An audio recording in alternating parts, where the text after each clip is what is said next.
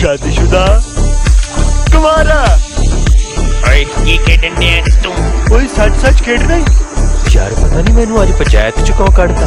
मैं तो मूंह कुछ बोलिया भी नहीं।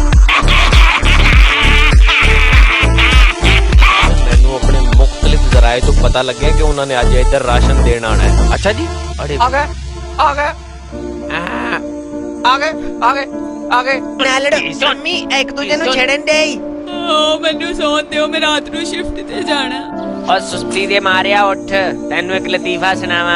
नवा आई केड़ा सुनाना? ओ बड़ा वधिया लतीफा ही।